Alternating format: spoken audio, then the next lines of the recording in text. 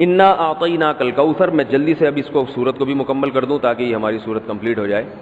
ترجمہ کر دیتا ہوں. انا اعطیناک الکوثر، اے نبی ہم نے آپ کو عطا کی کوثر. فصلی، پس آپ نماز پڑھیے، لربک اپنے رب کے لیے، ونحر اور قربانی کیجیے. انا بے شک، شانئک کا آپ کا دشمن، هو الابتر وہی دم کٹا ہے، وہی اسی کی نسل ختم ہوگی، اسی کا ذکر خیر ختم ہو جائے گا، وہی ناقص ہے، اس کا کوئی نام لینے والا ان کے بعد نہیں ہوگا.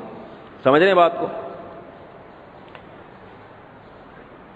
اس صورت کا میں شان نزول بتا دیتا ہوں آپ کو، کچھ اس کی فضیلت کیا ہے اور اس کی تفسیر کیا ہے. یہ آپ کو تحریری شکل میں مل جائے گی، لہذا لکھنے کی ضرورت نہیں ہے. ٹھیک ہے؟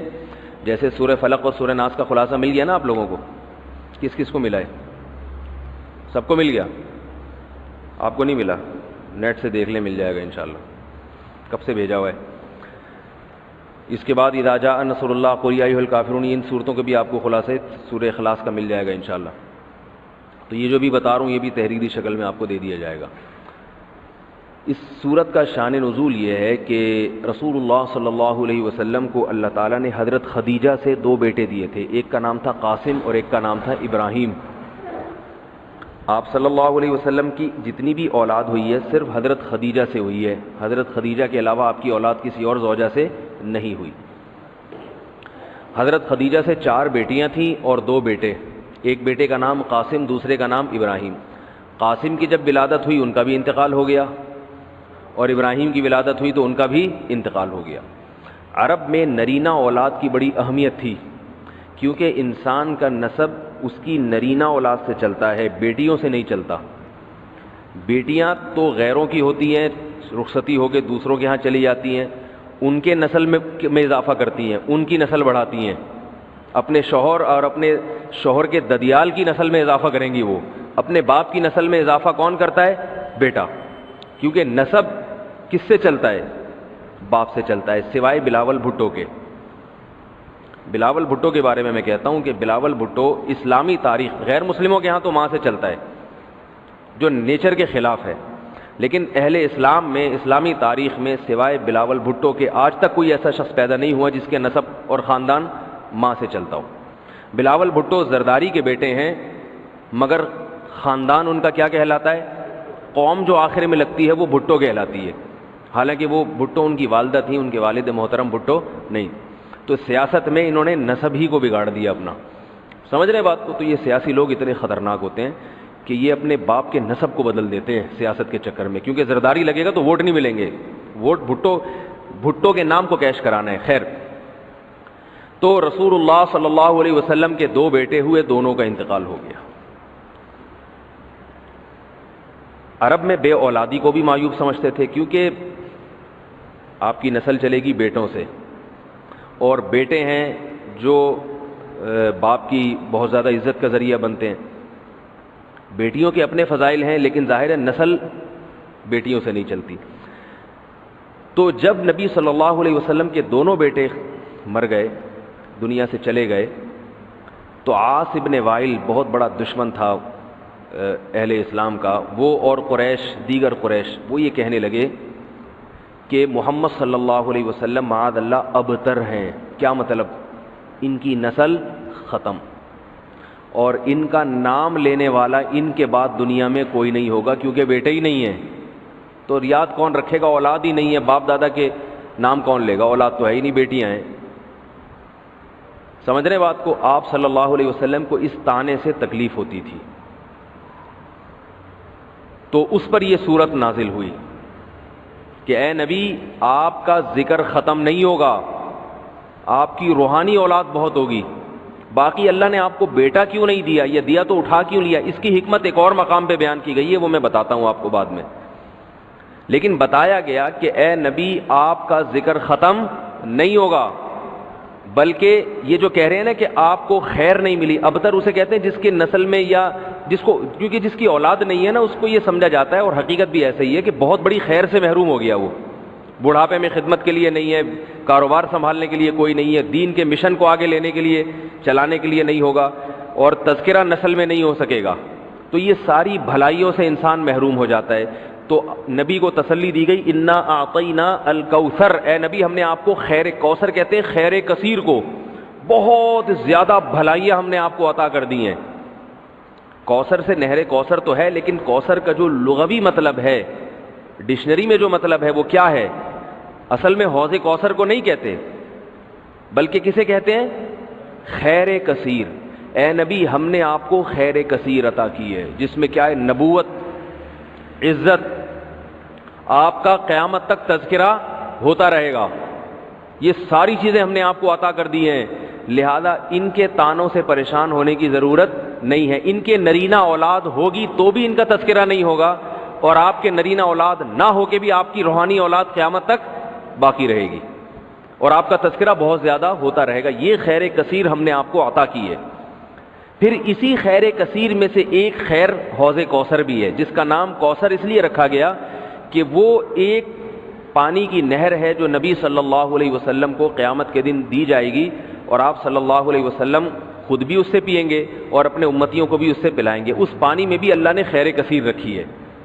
وہ خیر کثیر کیا ہے وہ ابھی انشاءاللہ میں بتاؤں گا۔ تو اس کا مصداق یعنی یہ آیت منطبق ہوتی ہے حوض کوثر پر بھی، ٹھیک ہے؟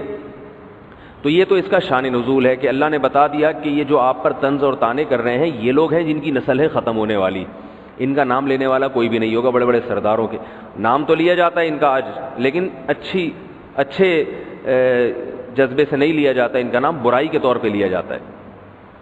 یہ تو اس صورت کا ہو گیا شان نزول۔ اس صورت کی فضیلت کیا ہے؟ حدیث میں آتا ہے، صحابہ کہتے ہیں کہ ہم بیٹھے ہوئے تھے رسول اللہ صلی اللہ علیہ وسلم کے ساتھ مسجد میں، آپ صلی اللہ علیہ وسلم پر ایک دم کچھ غنودگی سی طاری ہوئی، بے ہوشی کی کیفیت طاری ہوئی جیسے وحی میں ہوتی تھی۔ تو اس کے بعد جب آپ صلی اللہ علیہ وسلم بالکل بیدار ہوئے ہیں، نارمل حالت میں آپ صلی اللہ علیہ وسلم آئے ہیں، تو بڑے خوش تھے، اور آپ صلی اللہ علیہ وسلم نے اس سورت کی تلاوت کی۔ اللہ کے نبی پر جب وحی آتی تھی نا، تو جیسے ہی آپ صلی اللہ علیہ وسلم ہوش کی حالت میں آتے تھے تو فوراً ان آیتوں کی تلاوت شروع کر دیا کرتے تھے تاکہ میں بھول نہ جاؤں۔ تو آپ نے فوراً بسم اللہ الرحمن الرحیم پڑھا، اور انا اعطیناک الکوثر فصل لربک وانحر ان شانئک هو الابتر، یہ آیتیں نازل ہوئیں اور آپ نے فوراً ان آیتوں کی تلاوت شروع کر دی۔ جب یہ شروع ہوئی تو صحابہ نے پوچھا یہ کوثر کیا چیز ہے؟ آپ صلی اللہ علیہ وسلم نے فرمایا میرے رب نے مجھے بشارت دی ہے کہ قیامت کے دن مجھے ایسی نہر ملے گی، وہ نہر ایسی ہے کہ اس کے جو پیالے ہیں جس سے لوگ پانی پئیں گے وہ چاندی کے ہیں، اور ان کی تعداد ان پیالوں کی گلاسوں کی اتنی ہے جیسے آسمان کے ستارے، اور اس نہر کا پانی برف سے زیادہ سفید ہے اور شہد سے زیادہ میٹھا ہے، اور میری امت میں کوئی بھی اس کا پانی پیے گا تو اسے کبھی بھی پیاس نہیں لگے گی۔ میدان حشر میں جو لوگوں کا سب سے بڑا مسئلہ ہوگا وہ پیاس ہوگا، سب سے بڑا مسئلہ۔ اور کہتے ہیں سمندروں کا پانی بھی اگر پی لے کوئی ساتوں سمندروں کا تو اس کی پیاس نہیں بجھے گی۔ تو میرے اللہ نے مجھے یہ نہر دی ہے، جو میرا امتی اس سے پی لے گا اسے کبھی بھی ہمیشہ کے لیے اس کی پیاس ختم ہو جائے گی۔ پھر آپ صلی اللہ علیہ وسلم نے فرمایا اسی موقع پر اسی حدیث میں کہ کچھ میری امتی آئیں گے حوض کوثر سے پانی پینے کے لیے، فرشتے انہیں وہاں سے ہٹائیں گے، دھتکاریں گے، میں کہوں گا کہ یہ میرے امتی ہیں، تو فرشتے کہیں گے کہ آپ کو علم نہیں ہے ما احدثوا بعدک، کہ انہوں نے آپ کے بعد بدعتیں ایجاد کر لی تھی، ہیں تو آپ کے امتی مگر انہوں نے آپ کے دین میں تبدیلیاں کر لی تھی، جو دین آپ ان کو دے کر گئے تھے اس پر انہوں نے قناعت نہیں کی، اپنی طرف سے اس میں اضافے کیے، ایڈیشن کہتے ہیں نا، بہت ساری چیزیں بڑھا لی انہوں نے۔ تو اس میں وعید بھی آپ صلی اللہ علیہ وسلم نے بتا دی کہ حوض کوثر سے بدعتی کو پانی پینے کی توفیق میں جو ان پہ الزامات لگائے جاتے ہیں وہ بیان دوبارہ سن لیں۔ ہمارے لیے سب صحابہ قابل تعظیم ہیں، ہاں حضرت علی کا درجہ حضرت معاویہ سے بہت زیادہ ہے، تو باقی سیاسی اختلاف تھا، بڑوں کا اختلاف ہے بھائی، وہ بڑے جانے۔ تو بعض لوگوں کو اللہ کی طرف سے توفیق ہی چھین لی جاتی ہے صحابی کے ساتھ رضی اللہ عنہ لگانے کی، تو یہ فخر سے بیان کرنے کی چیز نہیں ہے۔ عرب میں ایک سردار آیا نبی کے پاس، اس نے دیکھا کہ نبی کریم صلی اللہ علیہ وسلم حضرت حسن حسین کو بڑا پیار کر رہے ہیں، تو اس نے کہا میرے 10 بیٹے ہیں، میں کبھی کسی ایک کو بھی ایسے میں نے پیار نہیں کیا۔ وہ فخر سے بتا رہا تھا جیسے میں تو بڑی ایک میری باپ ہونے کی لحاظ سے ویلیو ہے۔ تو نبی نے فرمایا، حدیث کا مفہوم ہے، پورے الفاظ مجھے یاد نہیں، کہ اللہ نے تمہارے دل سے رحم چھین لیا ہے، یا یہ فرمایا کہ جو لوگوں پہ رحم نہیں کرتا اللہ اس پہ بھی رحم نہیں کرتا، یعنی جس کو اپنی اولاد سے محبت نہیں ہے تو یہ فخر سے بیان کرنے کی چیز تھوڑی ہے. یہ نا اولاد تو اپنی سب کو پیاری لگتی ہے, تو وہ فخر سے بتا رہے تھے میں نے تو کسی کو بھی قریب نہیں. تو یہ بھی رضی اللہ عنہ صحابی کے نام کے ساتھ لگانے کی اللہ نے آپ سے توفیق اگر چھین لی ہے تو یہ رونے کا مقام ہے, فخر کرنے کا مقام نہیں ہے. اور لیبل اس پہ علی کی محبت کا لگاتے ہیں. جتنے بھی باطل لوگ ہیں نا, جب غلط کام کرتے ہیں تو لیبل وہ بڑے اچھے اچھے. منکرین حدیث اپنے آپ کو کیا کہتے ہیں؟ اہل قرآن, قرآن کو مانتے ہیں. لیبل قرآن کا لگا کے حدیث کا انکار کرنا مقصد ہوتا ہے. تو کچھ لوگ اہل بیت کی محبت کا لیبل لگا کے نبی کے ساتھی, یہ لفظ کتنا پیارا ہے, صحابی, نبی کا ساتھی, بس یہی ہوتا کافی ہے بھائی. پیغمبر کا ساتھی, بس پیغمبر کے ساتھ جس نے وقت گزارا ہو, اس سے بڑی کیا فضیلت ہے یار. لوگ فخر کرتے ہیں میں فلاں وزیر اعظم سے ملا ہوں, میں فلاں ایکٹر سے ملا ہوں, سیلفیاں لیتے ہیں فنکاروں اداکاروں کے ساتھ تاکہ ثبوت رہے میں فلاں سے ملا ہوں. تو یار صحابی کے لیے کہ نبی سے ملے ہیں ایمان کی حالت میں, منافقت میں نہیں, کس میں؟ ایمان کی حالت میں. تبھی ابو بکر نے آپ کو گورنر بنایا رضی اللہ عنہ نے, حضرت عمر نے آپ کو گورنر بنایا, حضرت عثمان نے آپ کو گورنر بنایا. تو یہ تینوں صحابہ کو کیا معاذ اللہ دھوکا ہو گیا تھا. باقی سیاسی اختلاف تھا, اس پر میں بیان پورا کر چکا ہوں, وہ سن لینا دوبارہ. اچھا میرے بھائی, آپ نے بیان میں کہا تھا حضرت عمر کی جلالی اور جذب کی کیفیت کی وجہ سے بعض عورتیں آپ سے نکاح سے انکار کر دیا تھا, تو تھوڑا سا اشکال ہوا کہ یہ تو عیب کی بات ہوئی, آپ بڑا چڑھا کر بات نہیں کرتے, یہ بھی اچھا ہے. خیر وضاحت کر دیں. بھائی حضرت عمر کی طبیعت میں جلال تھا تو کسی نے ان سے نکاح سے انکار کر دیا, تو اس میں کیا حرج کی بات ہے. ہر عورت کی پرائیورٹی دوسرے سے مختلف ہوتی ہے. تو غالباً ام کلثوم تھیں جن کو حضرت نے پیغام, نکاح کا پیغام بھیجا تھا. یہ بہت پہلے میں نے اپنی کتاب میں یہ واقعہ لکھا, مجھے صحابیہ کا نام شاید میں مسٹیک کر رہا ہوں. تو انہوں نے یہ کہہ کے انکار کیا کہ ان پہ اللہ کے خوف کا اتنا غلبہ ہے کہ ہر وقت اللہ کے خوف سے روتے رہتے ہیں. تو بعض عورتوں کا مزاج ہوتا ہے بھائی ہمیں اتنا نیک نہیں چاہیے, ٹھیک ہے نا, ہمیں کوئی ہنسنے بولنے والا ہو. تو پھر انہوں نے شاید ابو طلحہ انصاری سے کیا نکاح, وہ بہت زیادہ خوش مزاج تھے. حضرت عمر پہ اللہ کے خوف کا غلبہ تھا. تو یہ اصل فضیلت تو یہ ہے, لیکن ہر عورت کے لیے ایسا شوہر کامیاب نہیں ہوتا. کچھ عورتوں کے لیے تو ہوتا ہے جن میں یہی خوف ہو, اتنا زیادہ خوف ہو. جن میں اتنا خوف نہیں ہے ان کے لیے نہیں ہے. تو وہ دنیا کے معاملات الگ ہیں, آخرت کے معاملات الگ ہیں. حضرت عمر کہتے ہیں جب سے اسلام آیا نا ہماری عورتیں ہم پہ حاوی ہو گئیں. اسلام نے عورتوں کو اتنا پروٹوکول دیا ہے کہ پہلے تو ہمارے سامنے, حضرت عمر کے سامنے تو کوئی سوال ہی پیدا نہیں ہوتا. عمر بن خطاب جیسے باروب شخصیت کے سامنے ان کی بیوی اونچی آواز میں بات کرے. کہتے ہیں جب سے اسلام آیا ہے تو ہماری زوجہ نے بھی ہمارے سامنے اونچی آواز سے بات کی ہے. اور کہنے میں نے ان کو ڈانٹا تو انہوں نے کہا آپ کی بیٹی کا نبی کریم صلی اللہ علیہ وسلم سے کسی مسئلے پہ اختلاف ہوا ہے تو اور نبی گھر سے چلے گئے ہیں. تو مطلب یہ ہے کہ جب وہاں ہو سکتا ہے آپ اپنے آپ کو نبی سے بھی آگے سمجھ رہے ہو. اچھا میرے بھائی, سنا تھا کہ صحیح اہل حق عالم کی پہچان ہے کہ وقت کے بڑے بڑے علماء کا ان سے تعلق ہو, تو اس کی وضاحت فرما دیں کیونکہ آپ سے بہت سے علماء اعتراض کرتے ہیں. کون علماء؟ بڑے علماء میں کوئی بتاؤ مجھ پہ اعتراض کرتا ہو. تو مجھ پہ اگر اعتراض کریں میرے لیے تو بڑی سعادت کی بات ہے, میں وہ غلطی فوراً چھوڑ دوں گا. بڑے علماء میں کوئی کہیں یہ چیز اس میں غلط ہے, میرے لیے تو بڑی سعادت کی بات ہے یار کہ ہمیں لفٹ کرا رہے ہیں, کہ ہماری غلطیوں کی پہ تنبیہ کر رہے ہیں. میں انشاءاللہ فوراً چھوڑوں گا وہ غلطی. تو بڑے علماء کی اب تک میرے علم میں ایسا نہیں ہے. حضرت مفتی تقی عثمانی صاحب دامت برکاتہم العالیہ سے میں 2 سال پہلے ملنے گیا تھا حضرت کی خدمت میں. حضرت نے چند نصیحتیں کی تھیں, وہ میں نے پلے باندھ لی ہیں. اللہ عمل کی توفیق دے. میں یہ نہیں کہہ رہا کہ عمل کر رہا ہوں میں. حضرت نے فرمایا شہرت کی وجہ سے انسان کے خراب ہونے کا خطرہ بہت زیادہ ہوتا ہے. تو کبھی بھی یہ شہرت کے نشے میں نہیں آنا, ہمیشہ توجہ کس کی طرف رکھنی ہے؟ اللہ کی طرف. تو مجھے لگا کہ یہ واقعی مجھے اس پہ عمل کرنا چاہیے. اللہ کرے عمل کی اللہ توفیق دے. ہمارے بڑے جو ہیں وہ کر دیتے ہیں جب بھی کوئی نصیحت بہتر سمجھتے ہیں. اور ہمارے جو شیخ مفتی عبدالرحیم صاحب ہیں جن سے میں بیعت ہوں, وہ تو آسرا ہی نہیں کرتے, وہ تو پورا طبیعت کے ساتھ دھو دیتے ہیں سامنے والے بندے کو. مجھے یاد ہے ختم قرآن تھا, 8-10 سال پرانی بات ہے, 8-10 سال سے بھی شاید زیادہ, 11-12 سال ہو گئے ہوں گے. ادھر ایک بچہ تھا 18 سال کا, اس کو اس کے شیخ نے خلافت دے دی.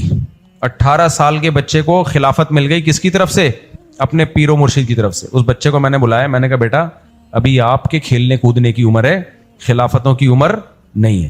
آپ کے شیخ نے جو آپ کو خلافت دی ہے تو یہ شیخ ہی کے صحیح ہونے کی علامت نہیں ہے. اس کا مطلب شیخ صاحب بھی بس خلیفے بڑھانے کے چکر میں ہے. تو میں نے کہا آپ اپنے اعمال کو فوکس کرو, بھی بچے ہو, بگڑنے کا خطرہ ہوتا ہے نا اس عمر میں, اتنی بڑی بڑی ذمہ داریاں لگ جائیں. اچھا تو میں نے کہا یہ تو ڈانٹ کھانے کی عمر ہے, آپ کی غلطیوں پہ تنبیہ کی جائے. تو وہ بچہ واقعی دیندار تھا, اس نے کہا کہ آپ صحیح کہہ رہے ہو. تو خیر انہی دنوں میں رمضان میں میرا بیان ہوا ڈیفنس میں 27ویں رات کو.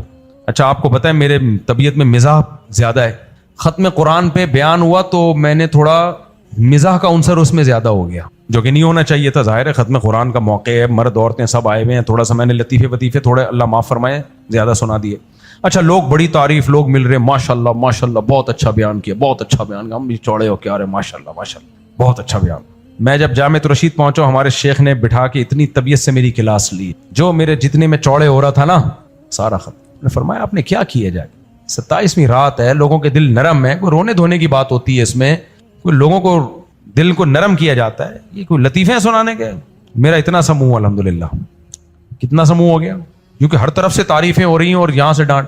لیکن جب میں گھر آیا تو میں نے اس بچے کو بلایا, میں نے کہا از کالڈ شیخ, پیر و مرشد اس کو بولتے ہیں, جو آپ کو تنبیہ کرتا رہے اور یہ پرواہ نہ کرے کہ اس کو خوشی ہوگی کہ غم ہوگا. ان کی طبیعت کس کی طرف ہو, ان کا ٹارگٹ ہو اصلاح کرنی ہے بندے. میری ہوئی نہیں پھر بھی, لیکن بہرحال تو میں نے کہا شیخ اس کو بولتے ہیں جو آپ کی غلطیوں پہ اصلاح کرے. میں نے کہا دیکھو ساری دنیا تعریف کر رہی تھی ماشاءاللہ, انہوں نے جا کے بالکل ہی, اور یہ بہت ضروری ہے ہر ایک کے لیے مینٹور بنانا کسی کو, جو آپ کو منہ پہ وہ کچھ کہہ سکے جو لوگ نہیں کہہ سکتے. کیونکہ انسان کو جب ایک مقام مل جاتا ہے, لوگ اس کو سامنے کچھ نہیں کہتے, پھر اس کا ایک روب ہوتا ہے, دبدبا ہوتا ہے. اور جو عقیدت مند ہوتے ہیں وہ ہر غلطی کو بھی سیدھا کر رہے ہوتے ہیں بیٹھ کے, کہہ رہے حضرت جی نے جو پھینکی ہے نا ماشاءاللہ, حالانکہ وہ پھینکی ہوتی ہے حضرت جی نے, لیکن وہ کہہ رہے ہوتے ہیں حضرت جو پھینکیں وہ بھی صحیح ہے, یعنی حضرت کسی مصلحت سے پھینکی حضرت نے, تو وہ حضرت جی کو ایسا بنا دیتے ہیں, حضرت تو پھر اپنی اوقات ہی بھول جاتے ہیں. تو حضرت تو پھر ایسا لگتا ہے واقعی میں نیک ہوں.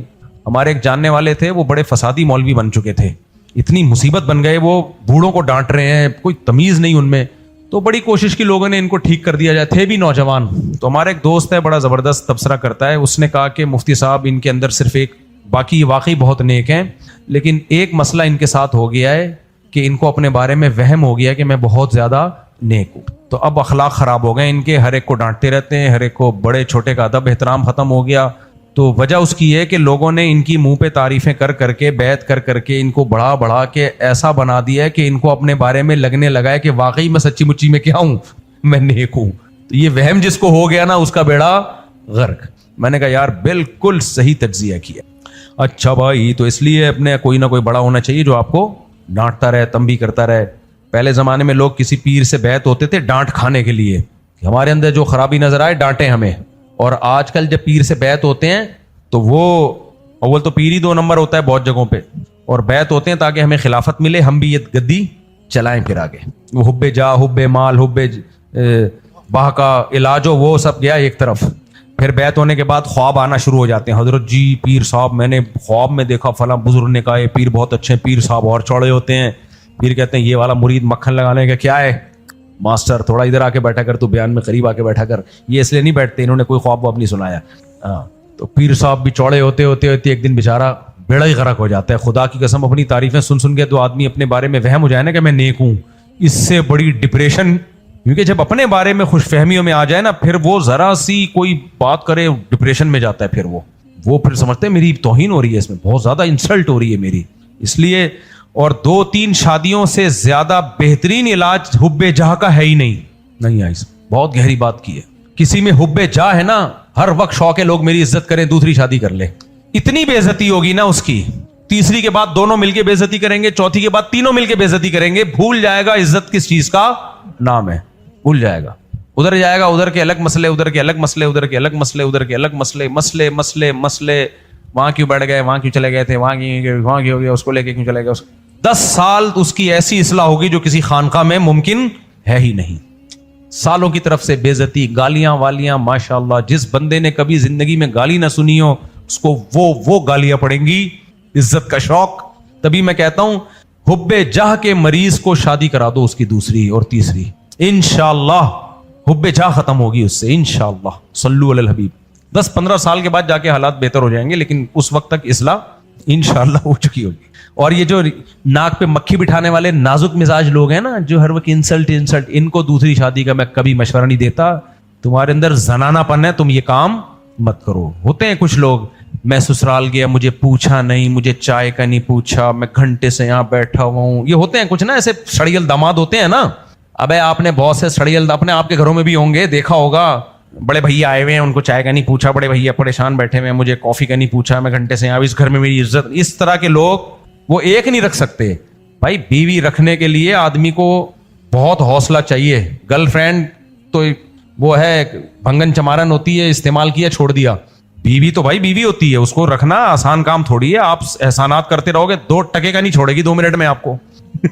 ایسا آدمی لگتا ہے توے پہ بیٹھا ہوا. مجھے ایک آدمی نے مجھے کہا, ابھی وہ یہاں موجود ہے آدمی, لیکن میں اس کی طرف اشارہ نہیں کروں گا, لوگ سمجھ نہ جائیں. وہ بندہ یہاں موجود ہے بیان میں. مجھے کہنے لگا مفتی صاحب میں اپنی بیوی کو کھلاتا ہوں, پلاتا ہوں, گیس بجلی کا بل دیتا ہوں, سارے احسانات کرتا ہوں, اس کے بچوں کی کیئر, وہ بچے اس کے بھی ہیں, صرف میرے ہی تھوڑی ہیں, اتنا میں اس کے لیے کر رہا ہوں, 2 ٹکے کا نہیں مجھے چھوڑتی گھر میں. اور کہتی ہے تم سے بڑا نالائق کوئی نہیں ہے, ناشکری کرتی ہے.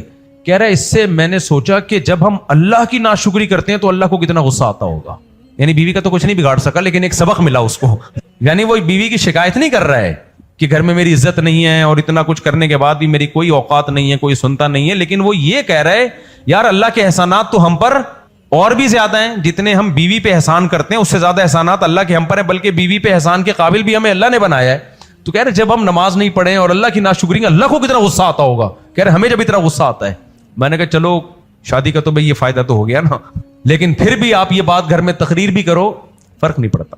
تو اس لیے نکاح کرنا, بیوی کو سنبھالنا, یہ حوصلے والے مردوں کا کام ہے, یہ ہیجڑوں اور مخنثوں کا کام نہیں, جن کا ظرف بڑا ہوتا ہے.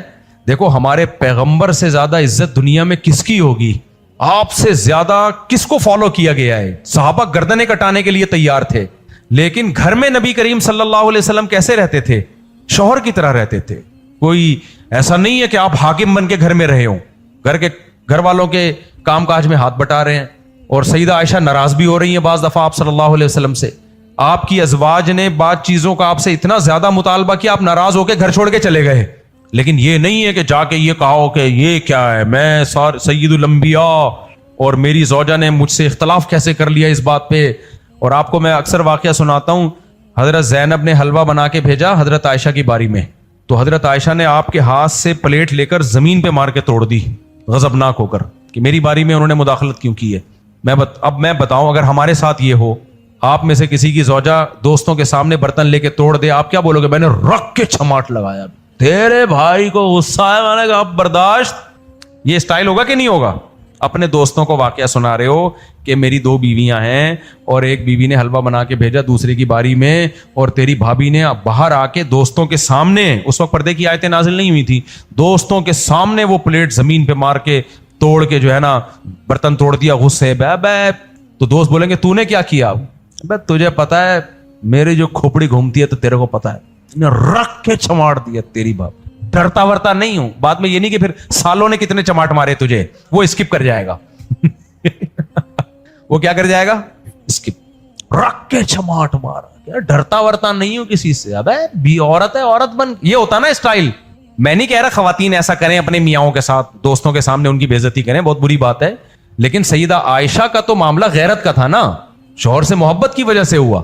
تو ہمارے نبی کا کتنا کنٹرول تھا اپنے غصے پہ, کیسے اخلاق, کچھ بھی نہیں فرمایا, بلکہ نیچے جھکے برتن اٹھانے لگے اور صحابہ کو اپنی زوجہ کے عمل کی توجیح کی. بھائی یہ بھی ہو سکتا تھا انسان دوستوں کے سامنے اپنی بیوی کی برائیاں بیان کرنا شروع کر دے, یار دیکھ لیا نا آج تو نے, دیکھ لیا. بھائی ہمارے ساتھ ہو تو ہم کیا بولیں گے؟ دیکھ لیا تیری بھابھی کیا کر رہی ہے, جگر ہے یا نہیں ہے, پھر بھی رکھا ہوا ہے, صرف مفتی صاحب کے بیان کی وجہ سے رکھا ہوا, ورنہ تو سوال ہی پیدا نہیں ہوتا. 2 منٹ میں چھوڑ, ٹائم نہیں لگتا میرے کو, ڈرتا ورتا نہیں ہوں. دیکھ لیا آج یہ ہو رہا ہے میرے ساتھ گھر میں. نا نا نا, ہمارے نبی فیور کس کو دے رہے ہیں؟ اپنی زوجہ کو. صحابہ سے کہہ رہے ہیں غارت امکم, تمہاری ماں کو غیرت آ گئی ہے. کیا آ گئی ہے؟ ان کو برداشت نہیں ہوا کہ میری باری ہے تو سوکن کی مداخلت کیوں ہو رہی ہے, تو غیرت میں ہوا ہے, محبت میں ہوا ہے. تو یہ جگر جب تک نہیں ہو نا, صحیح ہے نا, ظرف نہ ہو. لیڈر کے لیے بھی یہ ظرف ہونا, یہ جو ناک پہ مکھی بٹھانے والے باس ہیں نا, یہ کمبخت نہ کوئی کمپنی چلا سکتے ہیں, نہ یہ کمبخت گھر چلا سکتے ہیں, نہ فوج میں ایسا آفیسر اپنے ماتحتوں کو چلا سکتا ہے. مکھی بٹھانے والے نہیں ہوتے جو ہر وقت چھوٹی چھوٹی باتوں پہ وہ ایگریسو ہو جانا, نہ کاروبار کر سکتا ہی ہے. اب آپ کے دکان پہ کسٹمر آیا, یہ دے دو, یہ نہیں ہے, وہ ابے جا یہاں سے, دماغ خراب, چلے یہاں سے, بھاگ یہاں سے, دکان گئی تیل لے لیں, ٹھیک ہے نا. تو دنیا میں جس کی طبیعت میں لچک نہیں ہے, فلیکسیبلٹی نہیں ہے, وہ دنیا میں کوئی کام نہیں کر سکتا. تو یہ تکبر اور ناک پہ مکھی وکھی بٹھا کے ایک طرف رکھو. تبھی میں کہتا ہوں جانور پالو, اس سے تواضع آتی ہے. جب گائے لات مار کے اٹھا کے دور پھینکتی ہے نا, میں تو بکریاں پالی ہیں بچپن سے. ایک دفعہ مجھے شوق ہوا دودھ والی بکری, میں لے کر آیا, تھن بھرے ہوئے اس کے دودھ والی بکری بھائی. میں نے کہا فریش ملک پیوں گا, مجھے دودھ نکالنا آتا نہیں تھا. اتنی مصیبت سے میں نے انگڑیاں دے کے نا اس کی ٹانگیں اپنی ٹانگوں میں پھنسائی ہیں, اور جب میں نے دودھ نکال کے بالٹی بھری ہے, وہ کمبخت نے 3 دن کا دودھ روکا ہوا تھا, وہ لوگ روکتے ہیں, ایسے بالٹی لبالب بھری ہے, اور جیسے ہی میں نے انگڑیاں ہٹائی ہیں اپنی, بکری نے لات ماری, پورا دودھ نیچے. میں نے کہا لے بھیا, پہلا تجربہ ہی ہمارا کیا ہو گیا. تو جانور پالنے سے بھی انسان میں تواضع پیدا ہوتی ہے. جانور کو نہیں پتا ہوتا کون مفتی صاحب ہے, کون بریگیڈیئر ہے, کون کرنل ہے, صحیح ہے نا. مرغے کو بھی نہیں پتا ہوتا, نہ مرغی کو پتا ہوتا ہے. تو اس سے بھی تواضع پیدا ہوتی ہے. شادیوں سے بھی تواضع پیدا ہوتی ہے. 2 ٹکے کی عزت گھر میں نہیں رہتی. اور مشہور لوگوں کے تو شادی ناکام ہو جائے, میڈیا پہ عزت گئی ان کی, بیوی آگے بیان دے دے گی وہ گئے کام سے, وہ ساری زندگی وضاحت ہی دیتے رہیں گے, نہیں میری غلطی نہیں اس کی غلطی. یہ بھی ایک مسئلہ ہوتا ہے مشہور لوگوں کے ساتھ. تو اس لیے تمام چیزیں بے عزتی کے لیے بہت ہی بہترین چیزیں ہیں. تو یہ کریں آپ, اس سے آپ میں حب جاہ ختم ہو جائے. لیکن ایک بات ہے, خوش زندگی اسی کو ملتی جو تواضع پیدا کرتا ہے اپنے اندر. ڈپریشن نہیں رہتی اس میں. بار بار بےزتی ہو نا, بےزتی پروف ہو جاتا ہے انسان سے. ایسے کام نہ کیا کریں جس سے عزت جائے. یہ تو میں صرف ایک مثال دے رہا ہوں حب جاہ سے بچنے کی, لیکن جان کر ایسے کام کرنا, برائیاں کرنا, یہ بری چیز ہے. سب سے زیادہ ہمیں حفاظت کا حکم ہے اپنی عزت کا. آگے چلتے ہیں جلدی بس اس کو مکمل کر لیتا ہوں شارٹ. صحابہ کرام سے متعلق 2 طرح کی باتیں سنی ہیں. صحابہ سے بھی بڑے چھوٹے گناہ ہو سکتے ہیں, بعض نے شراب بھی پی, زنا بھی ہوا, جھگڑے بھی ہوئے وغیرہ, اور یہ علماء ہی بتاتے ہیں کہ صحابہ ہماری طرح انسان تھے. کچھ اسکالرز کہتے ہیں کہ صحابہ گناہوں سے محفوظ ہیں اور قرآنی شخصیتیں اور صحابہ کی غلطیوں سے متعلق روایات من گھڑت ہیں. علماء کو تاریخ کا پتہ نہیں, حدیث کے دوران انہوں نے آپ سے دروازہ. دیکھو صحابہ کرام میں سے غلطی ہو سکتی ہے کسی بھی صحابی سے, میجورٹی سے تو غلطی نہیں ہوئی, لیکن بعض صحابہ سے غلطی ہوئی ہے. جیسے ایک صحابی سے زنا ہو گیا تو وہ آئے نبی کے پاس کہ مجھ پہ سزا جاری کریں, اور پھر ان کو رجم کیا گیا. ایک صحابیہ سے زنا ہوا, انہوں نے آ کے اعتراف کیا مجھ سے زنا ہوا ہے, مجھ پہ زنا کی سزا جاری کریں, اور اپنے آپ کو پتھروں سے ہلاک کروایا انہوں نے. نبی نے ان کی کا نماز جنازہ پڑھا تو حضرت عمر نے فرمایا یا رسول اللہ, اس عورت نے زنا کی اور آپ جنازہ پڑھ رہے ہیں. آپ نے فرمایا کہ انہوں نے ایسی توبہ کی ہے کہ مدینہ کے 70 گناہگاروں میں تقسیم کر دی جائے تو اللہ 70 کو بخش دے. تو اب اگر ان سے کوئی غلطی ہو گئی ہے, ان کی توبہ تو دیکھو کتنی تگڑی ہے. اب ایک پہلو کو دیکھا جا رہا ہے, وہ بھی بعض صحابہ سے, یہ نہیں کہ سب سے, وہ بھی بشریت کا غلبہ ہوا اور ان کو توبہ کا احساس بھی ہوا.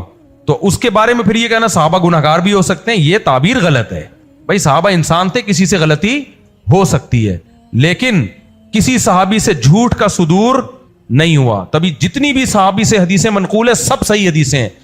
بات کے راویوں کو دیکھا جاتا ہے, صحابی کو نہیں دیکھا جاتا, کیونکہ پوری امت کا اجماع ہے کہ صحابہ سے نبی کریم صلی اللہ علیہ وسلم پر کذب اور جھوٹ کا صدور نہیں ہوا. اتنے بڑے جرم کے وہ مرتکب ہو ہی نہیں سکتے تھے.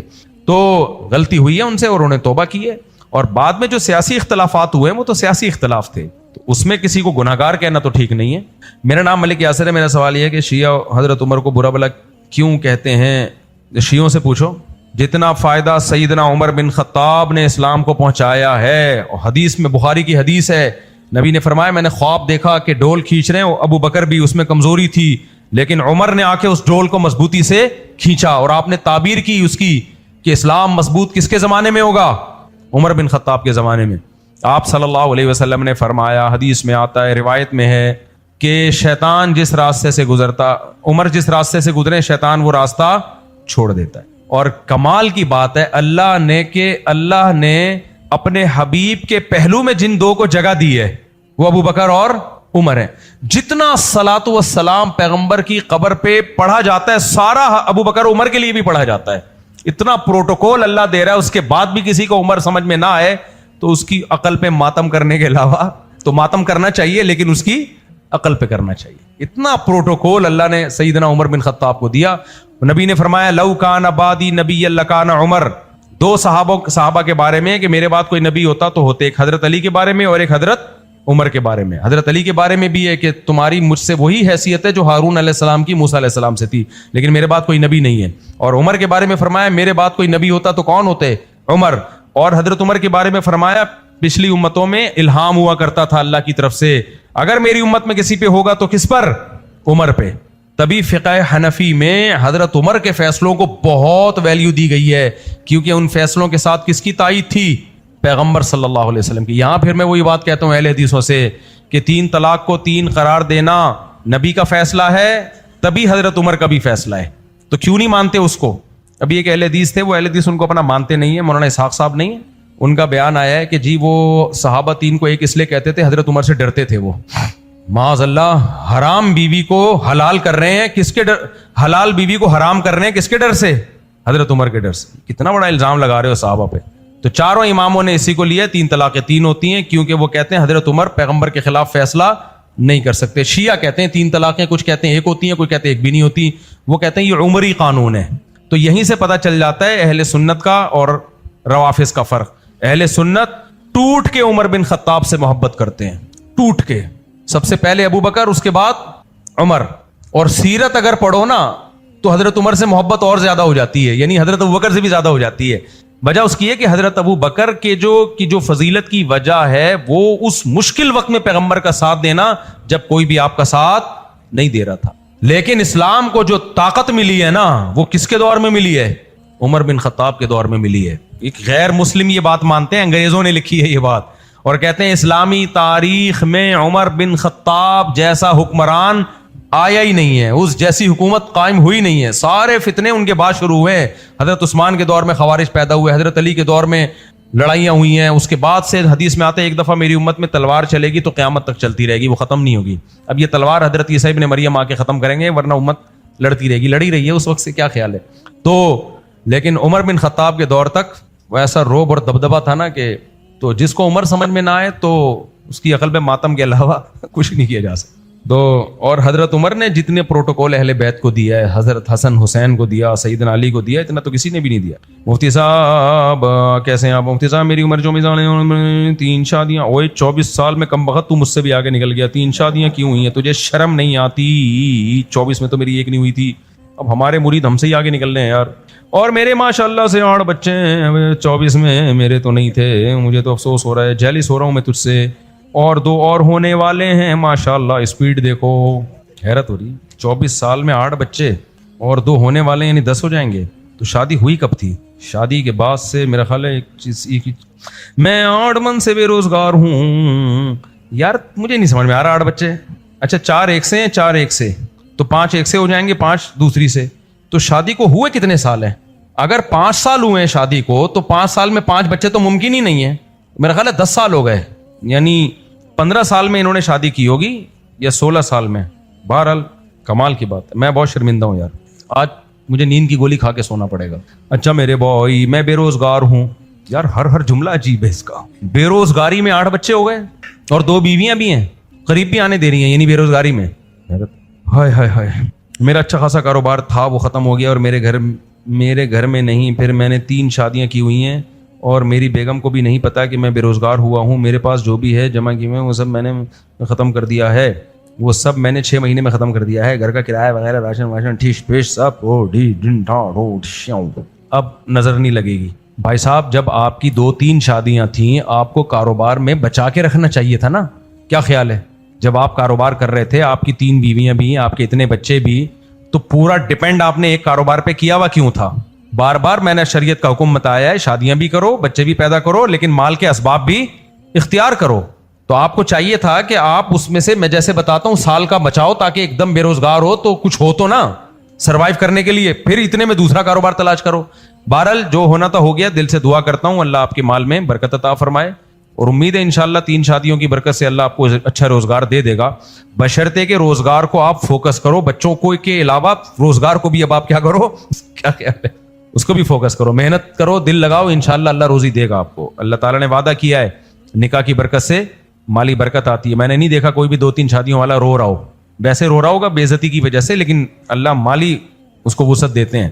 میرا سوال یہ کہ بجلی کے بل کی بچت کی وجہ سے کنڈا استعمال کر کے کاروبار میں ان پیسوں سے وہ صدقہ خیرات کر کے حج عمرہ کر کے, بجلی چوری کرنا جائز نہیں ہے, لیکن اس سے جو کاروبار کیا جائے گا وہ کاروبار حلال ہوتا ہے, کیونکہ وہ بجلی بیچ تھوڑی رہا ہے چوری کر کے. کوئی بجلی چوری کر کے بیچے گا تو وہ حرام ہے, یعنی اس سے جو آمدن آئے گی وہ کیا ہوگی, حرام. لیکن بجلی چوری کر کے وہ پکوڑے بیچ رہا ہے, جیسے پکوڑے کی دکان ہے, پنکھا کنڈے کی بجلی سے چل رہا ہے, تو اس کا پکوڑوں سے کوئی تعلق تھوڑی ہے. یا چولہا چوری کی گیس سے جلایا ہوا ہے اس نے, تو بھی پکوڑے حرام نہیں ہوں گے, کیونکہ بیسن اس نے اپنے پیسوں سے خریدا ہے. البتہ چوری کرنے کا گناہ ملے گا. یہ جوسر مشین والے اکثر کنڈے کی بجلی استعمال کر کے کیلے کا ملک شیک بنا کے بیچ رہے ہوتے ہیں, تو اس سے ان کی آمدن حرام نہیں ہو جاتی, کیونکہ بیچ رہے ہیں جو کیلا ہے اس کے اندر جتنی چیزیں وہ حلال پیسوں سے خریدی ہوئی ہیں. ہاں گرائنڈر مشین کو گھمانے والی چیز ہے وہ کیا ہے, چوری کی بجلی, تو وہ گناہ ہوگا کہ چوری کی بجلی استعمال کیوں کر رہے ہو, لیکن اس سے کاروبار حرام نہیں ہو جاتا. میرا سوال یہ کہ ملازم سے مقررہ وقت کے زیادہ ٹائم کام کرانا جائز ہے یا ناجائز؟ جائز نہیں ہے. اور ملازم جو ٹائم دیا ہے اس سے پہلے چھٹی کر جائے تو اس کے پیسے جائز ہے یا ناجائز؟ اگر ملازم اپنے وقت سے پہلے چلا جاتا ہے تو اس کو اپنے باس کو بتانا پڑے گا کہ میں ٹائم سے پہلے چلا جاتا ہوں, کام نہیں ہوتا, تو وہ اگر اجازت دے دے تو ٹھیک ہے, اجازت نہیں دے تو پھر وہ تنخواہ اتنی کٹانی پڑے گی اس کو. اور صراحتاً اجازت ضروری نہیں ہے. اگر باس کو پتا ہے کہ یہ ٹائم سے پہلے چلا جاتا ہے اور وہ کچھ نہیں کہہ رہا, اس کا مطلب ہے ٹھیک ہے, پھر وہ خود ہی راضی ہے. اس کو اعتراض ہوگا تو خود ہی بول دے گا نا, کیا خیال ہے؟ تو بہت زیادہ نیک بننے کی بھی کوشش نہیں کیا کرو. باس کو پتہ ہی ہوتا ہے کون ٹائم پہ آ رہا ہے, کون ٹائم پہ جا رہا ہے. بعض باس ایسے ہوتے ہیں وہ کہتے ہیں ہمیں کام چاہیے بھائی, ٹائم پہ آنے جانے کی ان کی نظر میں ویلیو نہیں ہوتی. اگر کوئی بندہ اپنی بیوی سے سونا ادھار لے تو وہ فوت ہو جائے, وہ یقیناً فوت ہو جائے گا, وہ معاف کرنا چاہے وہ معاف ہو جائے گا یا نہیں؟ فوت وہ نہیں ہوگا, اس کی بیوی فوت ہوگی, کیونکہ یہ قرضہ دے گا نہیں. باقی کسی کا بھی حق ہو معاف کرنے سے معاف ہو جاتا ہے, لیکن بات یہ ہے کہ جب اس نے بیوی سے سونا لیا اور یہ مر گیا تو بیوی کو وراثت میں 8واں حصے بعد میں ملے گا. جو سونا لے کے مرا ہے نا, یہ اس کے پیسے پہلے دیے جائیں گے. اور نبی کے سامنے اگر ایسا کیس آتا تو آپ صلی اللہ علیہ وسلم جنازہ ہی نہیں پڑھاتے کہ جب تک وراثت میں سے قرضہ ادا نہ کر دیا جائے, کیونکہ جو بھی قرضہ لے کے دنیا سے جاتا تھا ہمارے نبی اس کا جنازہ نہیں پڑھاتے تھے. 2 لوگوں کے آپ نے جنازے نہیں پڑھائے ہیں, ایک خودکشی کرنے والے کا اور دوسرا جس پہ قرضہ ہو. جب تک کوئی جنازے کی صفوں میں سے اعلان نہیں کر دیتا کہ میں اس کے قرض کا ذمہ دار ہوں, جب تک اعلان نہیں کرتا آپ جنازہ نہیں پڑھاتے. آپ کہتے ہیں اپنے بھائی کا خود ہی جنازہ پڑھاؤ, آپ بائیکاٹ کرتے اس جنازے کا. تو قرض لے کے مر جانا اتنا بڑا گناہ ہے.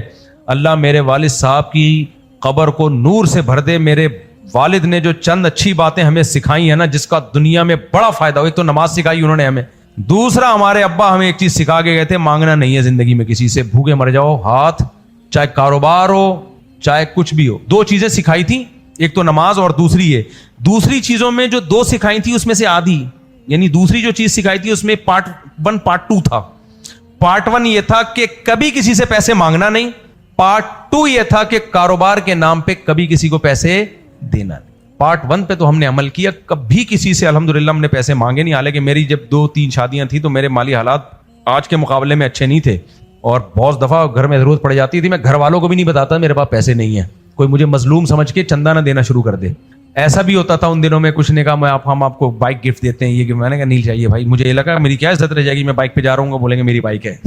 میں چاہتا تھا مجھے لوگ کیا سمجھیں, کروڑ پتی. ایسا بھی ہوا کہ کمیٹی کے پاس کوئی لوگ آئے, مفتی صاحب کے مالی حالات کیسے ہیں, ان کے اتنے بچے ہیں, 2 بیوی ہیں, کوئی ضرورت تو نہیں پیسوں کی. کمیٹی والا بھائی مفتی صاحب بہت کھاتا پیتا آدمی ہے, چلے گئے, وہ اچھا ہے نا, عزت ہو رہی ہے. تو ہمارے حضرت فرماتے تھے جیب میں دھیلا نہ بھی ہو نا, لوگ یہ سمجھیں کہ بہت بڑا سیٹ ہے, ایسے رہنا چاہیے. تو میں نہیں کہہ رہا پورا ان کی تعلیمات پر عمل کیا, لیکن یہ چیز ہمیں ہمارے ابا نے بھی سکھا دی, ہمیں شیخ بھی اسی ٹائپ کے مل گئے, پیر و مرشد بھی, وہ بھی بڑے مستغنی. انہوں نے کہا بھائی سب کچھ برداشت کر لوں گا. حضرت نے فرمایا عالم ہو کے, دینی طالب علم ہو کے کسی کے سامنے اپنی ضرورت ظاہر کر دی کہ پیسے نہیں ہیں, یہ ناقابل برداشت جرم ہے. جب بھی ہو پیسہ بہت ہے. تو میرے والد صاحب کی قبر اللہ نور سے بھر دے, انہوں نے ہمیں یہ خود بھی نہیں کبھی زندگی میں مانگ, کمیٹیاں بھی نہیں ڈالی انہوں نے. کمیٹی میں بھی بھکاریوں کی طرح میرا نمبر کب آئے گا, میرے پیسے کب نکلیں گے, یہ ذلیل ہو جاتے ہیں کمیٹیوں میں لوگ. ابے تمہاری جیب میں جتنا ہے اتنا کھاؤ, نہیں ہے تو چھوڑو, رہنا تو نہیں کھاؤ, کیا خیال ہے. کمیٹیاں ڈال کے ہوس کہ اس دن نکلے گی تمہیں اتنا پیسہ آ جائے گا, چھوڑ دو یار, کیا کر لے گا تو اتنے پیسے کا. تو ویسے بچا لو پیسہ, گولڈ خرید کے رکھ لو. اگر آپ کو بائک خریدنی ہے, پیسے نہیں ہو رہے تو بھائی ہر مہینے تنخواہ سے کچھ بچاؤ, گولڈ خریدتے رہو, جب اتنے ہو جائیں تو بائک خرید لو, گاڑی خرید لو, جو بھی کرنا ہے. ہمارے ابا کی یہ سوچ تھی. کمیٹیاں کہتے ہیں پاگلوں کا کام ہے کمیٹیاں ڈالنا, تو ٹینشن ہے, اور لے کے بھاگ گیا تو گئے. جس کی پہلی کمیٹی نکلی وہ مارکیٹ سے شارٹ, تو زندگی بھر صلواتیں دیتے, کوستے رہو اس کو, کہتے پیسوں میں رکھنا ہی نہیں ہے. تو ابا نے ہمیں 2 نصیحتیں کی تھی, نماز کی تو کی تھی, اسی وجہ سے اللہ کا فضل ہے, میں کوئی بڑی بات نہیں کر رہا, اللہ نے ستاری کا معاملہ کیا ہوا, پردے ڈالے ہوئے ہیں, لیکن نماز میرے ذمے کوئی بھی نہیں ہے الحمدللہ. یعنی ساری ہمارے ابا جب فوت ہوئے تو نہ کوئی روزہ تھا ان کے ذمے, نہ کوئی بالغ ہونے سے لے کے موت تک کوئی نماز ان کے ذمے نہیں تھی الحمدللہ. ابا نے ہمیں بھی اسی ٹریک پہ چلایا. تو دوسرا پیسے نہیں مانگنا, پیسے. تیسرا ویسے کسی کو زکوٰۃ صدقہ دے دینا وہ تو دینا چاہیے. کاروبار کے نام پہ کوئی آئے نا اتنا پیسہ دے دو تو اتنے لگا کے آدھا تمہارا آدھا میرا, یہ حرکت کبھی نہیں کرنا. لیکن اس تیسری بات پہ ہمارے ابا نصیحت کرتے تھے کہ یہ بات سمجھ میں نہیں آتی جب تک پیسے ڈوبتے نہیں ہیں, کیونکہ سامنے والا حاجی پاجی بن کے آتا ہے اور ایسے سنہری باغ دکھاتا ہے کہ اچھے اچھے لوگ پھسل جاتے ہیں. ابا کہتے تھے یہ اس وقت تک سمجھ میں نہیں آئے گی یہ والی نصیحت جب تک پیسہ لگا کے پیسہ ڈبو گے نہیں. تو الحمدللہ بالکل ایسا ہی ہوا. شروع میں لوگ آتے تھے, جب مجھے وراثت کا پیسہ ملا ابا کی طرف سے تو لوگ آتے تھے, لوگوں کو پتہ چل گیا مفتی صاحب کے پاس روکھڑا آیا ہوا ہے آج کل, تو آج کل یہ پیسہ ملا ہے, ان کی وراثت تقسیم ہوئی ہے تو یار یہ دے دو. مجھے ابا کی نصیحت, پیسہ پکڑانا نہیں کسی کو, میں نہیں دیتا تھا. ایک دن پھر یہی ہوا کہ ایک صاحب نے ایسے سنہری باغ دکھائے, میں نے کہا یار یہ تو دینا چاہیے, بنتا ہے, دے دیے. دوسرا آیا اس سے زیادہ باغ دکھائے, دے دیے. تیسرے نے اس سے زیادہ سنہری باغ. چوتھا جو آیا نا وہ تو ایسا روزانہ 2005 یا 6 کی بات کر رہا ہوں میں, 6 کی ڈیلی 5000 روپے مجھے پروفٹ کے دے کے جاتا تھا. اس وقت ڈیلی 5000 کا مطلب پتہ ہے 9000 روپے تولا تھا سونا, اور ڈیلی میرا پروفٹ بزنس سے کتنا ہو رہا تھا جو میں نے انویسٹمنٹ کی تھی. اور بزنس کیا چل رہا ہے, سبزی منڈی سے مال اٹھایا جا رہا ہے میرے پیسوں سے, آم اٹھائے جا رہے ہیں اور کیلے اٹھائے جا رہے ہیں, ادھر گودام میرا کرایہ میرے پیسوں سے جا رہا ہے, چلا وہ رہا ہے, صبح شام پیاز ٹماٹر کی ریڑیاں لگا رہا ہے, سارا انویسٹمنٹ نظر آ رہا ہے بھائی, بزنس ہو رہا ہے. میں نے کہا یار ابا کو اگر زندہ ہوتے ہیں نا میں ابا کو بتاتا, ابا کچھ لوگ الحمدللہ 1 نمبر بھی ہوتے ہیں. یہیں پر قریب میں مجھے یاد ہے 2 دکانیں اس نے لی گودام کی, آم اٹھا کے رکھتا, وہ جو کیمیکل لگایا جاتا ہے پکایا جاتا ہے, پھر اس کے بعد یہیں بیچتا ہوا نظر آتا. اس کا بیٹا بھی یہ کام کر رہا, اور لوگ میرے پاس آ رہے ہیں رقم لے کے, صاحب ہمارا پیسہ بھی لگوا دو یار. کہتے چلا یہاں سے, ہر غریب سے غریب اٹھ کے آ جاتا ہے پیسہ. کتنے 50, چل 50,000 لگائے گا یہاں پہ, شرم نہیں آتی. ایسی ایسی باتیں ہو رہی تھی. پھر میں نے سوچا گاڑی لیتا ہوں. یہ وٹس گاڑی چلتی تھی اس وقت, 2 ٹکے کی اوقات نہیں تھی وٹس کی میری نظر میں. میں نے کہا سیدھا 0 میٹر کرولا نکلواتا ہوں. اچھا وہ بندہ رات کو 11 بجے آئے, 10 بجے آئے, 1:30 بجے آئے, آتا ضرور تھا. کبھی 5000 کبھی 6000 جو بھی پروفٹ ہم نے مارجن طے کیا ہوا تھا نا. میں نے کہا یار صبح دے دیتے, کہہ رہے بھائی کسی کا پیسہ میری جیب میں, میرے کو تو نیند ہی نہیں آتی, اتنا نیک. مفتی صاحب پھر کہتا تھا میں سید ہوں. میں نے کہا یار میں نے بڑے بڑے لوگوں کو پیسے دے کے گنوائے ہیں, پہلے آدمی مجھے ملے ہو جو اتنی ایمانداری سے کہہ رہا ہے سید سے واسطہ تمہارا پہلی دفعہ پڑا ہے. کسی خاندانی جو میں اتنا کہتا ہوں نا یہ لفظ, وہ بہت کچھ وہاں سے آیا. یہ کہہ رہے خاندانی, یہ سب میرے دوست گواہ ہیں اس واقعے کے, میں اس میں کوئی مبالغہ نہیں کر رہا. کہتے تھے